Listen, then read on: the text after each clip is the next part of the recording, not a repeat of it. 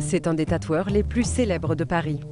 Il est aussi président du SNAT, le syndicat national des artistes tatoueurs. Depuis des années, Tintin a travaillé à la reconnaissance du métier de tatoueur et à la mise en place de règles d'hygiène strictes. Des règles qu'il applique scrupuleusement dans son salon. Moi, les précautions que je prends pour chaque client, c'est bien sûr du matériel stérilisé, décontaminé, désinfecté, stérilisé, qui suit toute la procédure hospitalière. Mais des aiguilles neuves, bien entendu, mais ça ne s'arrête pas là. C'est aussi plastifier le clip-cord, notamment, voilà, qui serait un nid à virus si je le touchais avec mes gants. Donc le clip-cord, je ne vais pas le changer, le client d'après. Voilà, la machine, on essaye de ne pas la toucher parce qu'elle est à l'air libre, mais on la désinfecte quand même avec un spray de contact. Voilà, je plastifie tout ce que je touche et qui n'est pas à usage unique, c'est plastifié. Si je dois toucher quelque chose d'autre, je retire mes gants et je peux le toucher comme ça. Dans ce salon, les aiguilles à usage unique sont jetées après le tatouage.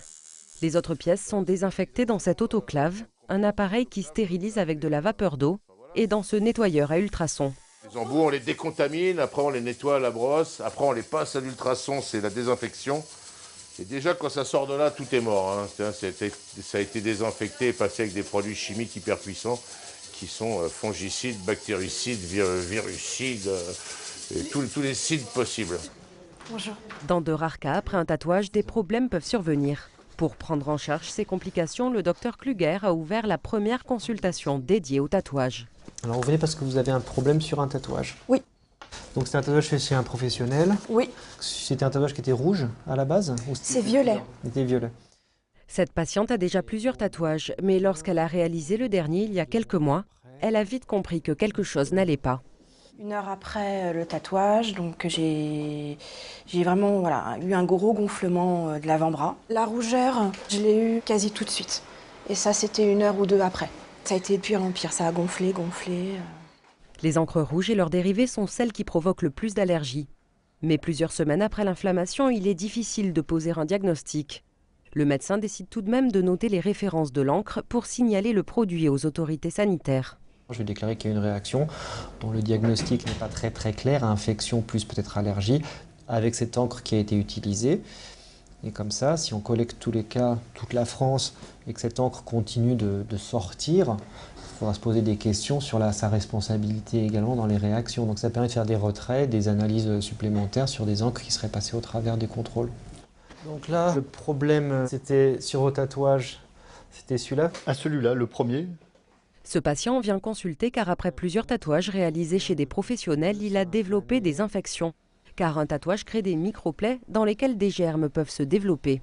Là, ça c'est très purulent, ça c'est pas du tout habituel d'une cicatrisation normale. Là, il y a des croûtes, c'est très épais, c'est noir, là aussi c'est totalement inhabituel peut-être. Voilà, cet aspect-là est aussi un peu inhabituel sur ce tatouage. Ça lui fait 1, 2, 3, 4 tatouages coup sur coup qui semblent s'infecter très rapidement chez 2 tatoueurs professionnels différents. Donc ma question c'est, qu'est-ce que vous faites comme soin chez vous? À peine rentré, je le lave avec un savon que m'avait prescrit un dermatologue quand j'avais eu la première petite infection. Et depuis, j'utilise ce gel nettoyant. Donc je pense que c'est de là devient le problème. Mais c'est étonnant quand même. Le produit nettoyant utilisé par ce patient à la peau sensible était un gel sans savon qui ne désinfectait pas. Pour éviter ces infections, il faut suivre des règles simples après la pose du tatouage.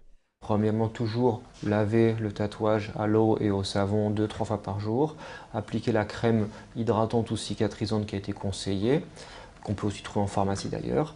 Et puis éviter le soleil, l'eau de piscine, l'eau de mer. Et tout ça, ça dure 2-3 semaines, voire 1 mois selon la peau du patient.